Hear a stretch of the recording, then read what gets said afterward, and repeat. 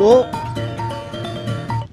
Company का शासन प्रारंभ होने के समय देश में, जिसमें अंग्रेज़ों की, जो अंग्रेज आए भारत में, और अंग्रेज क्या आए, ईस्ट इंडिया कंपनी बोले, तो उस समय देश की जो शिक्षा व्यवस्था थी वो कैसी थी? पाठशाला, मकतब और मदरसे।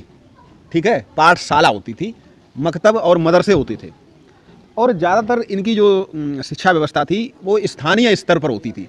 स्थानीय स्तर पर कि गांव के समझदार लोगों ने एक विद्यालय डोनेशन से खोल दिया और लोग वहाँ धर्म की, अध्यात्म की, भौतिक और जीवन से, दैनिक जीवन से जुड़ी हुई शिक्षाएं ग्रहण करते थे।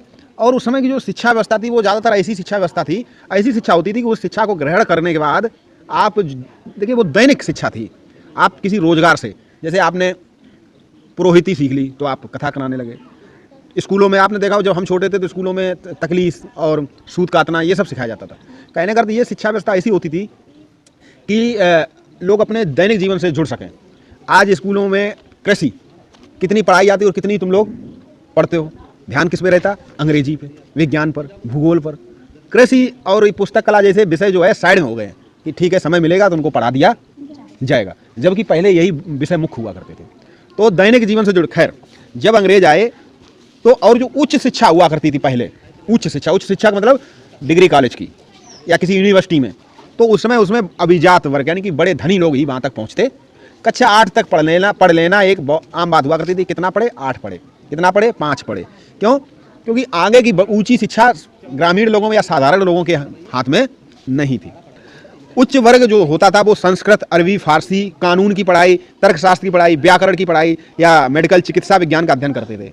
जो देश में परंपरागत शिक्षा पद्धति ही चल रही थी। तो इसका मतलब ये नहीं वो शिक्षा पद्धति खराब थी, वो भी अच्छी थी, लेकिन उसमें क्या था? तर्कवाद का अभाव था।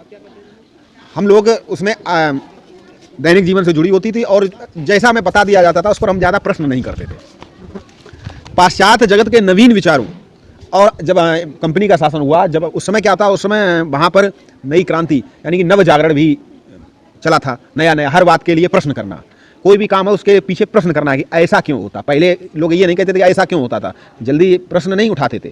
हमें बताया, हमने उसको मान लिया। अब एक नई विधा चली कि ऐसा क्यों, ये चला था उस समय। तो पाश्चात्य जगत के नवीन विचारों और आधुनिक विज्ञान का ज्ञान भारत लाने में शिक्षा ने महत्वपूर्ण अदा की।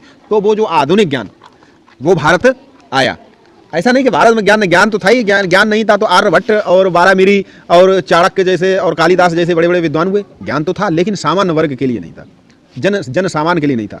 अंग्रेज भारत में आधुनिक शिक्षा आरंभ करने में अधिक सफल हुए। निसंदेह आधुनिक शिक्षा का प्रसार केवल सरकार के प्रयास से ही नहीं हुआ, इस कार्य में ईसाई धर्म प्रचारकों, अब देखिए ईसाई धर्म प्रचारक ने भी महत्वपूर्ण भूमिका निभाई और उन्होंने कॉन्वेंट स्कूल खोले।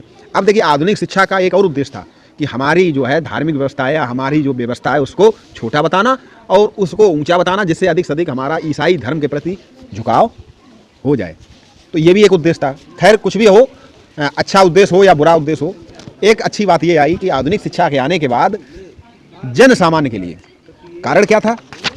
अंग्रेजों को अपनी फैक्ट्री के लिए, अपने शासन के लिए नौकरों की आवश्यकता थी, और जो भारतीय ज़्यादा मतलब उच्च शिक्षित थे, पढ़े लिखे थे, वो तो उनकी नौकरी करने नहीं जाएंगे। तो अंग्रेजों ने जन सामान्य को शिक्षित करना शुरू किया। क्यों? जिससे कि वो हमको एक नौकर के रूप में मिल जाए, और हुआ भी है।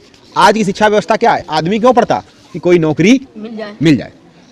आज 90% नहीं 100% लोग किस लिए पढ़ते हैं? नौकरी के लिए। कि नौकरी के लिए, और नौकरी लग गई तब तो मान लिया कि तुमने ठीक पढ़ाई पढ़ी, तुमने अच्छी पढ़ाई पढ़ी, तुमने अच्छे स्कूल से पढ़ाई पढ़ी। नौकरी नहीं लगी तो मान लिया अरे ऐसे ही पढ़ते रहे, समय बर्बाद करते रहे। तो अब शिक्षा यही अंग्रेजों की भी सोच थी कि शिक्षा कैसी हो? नौकरी परक।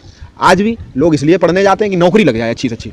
हम इसलिए नहीं पढ़ते कि हम पढ़ जाएं और उससे हमको समाज हित, देश हित करेंगे, या हम नौकरी नहीं करने जाएंगे, हम लोगों की भलाई करेंगे, इसलिए अब नहीं। पढ़ने के बाद नौकरी नहीं मिली, समझो तुम्हारी पढ़ाई सब बेकार। आज तो ये अंग्रेजों की सोच थी। खैर, कुछ भी हो, उन्होंने अपने स्वार्थ के लिए सही, लेकिन हाँ, लोगों के अंदर, जन सामान्य में लोग शिक्षित या शिक्षा से जुड़ने लगे। तो ये था पाश्चात्य शिक्षा का भारत में प्रभाव। ठीक है। दूसरी चीज़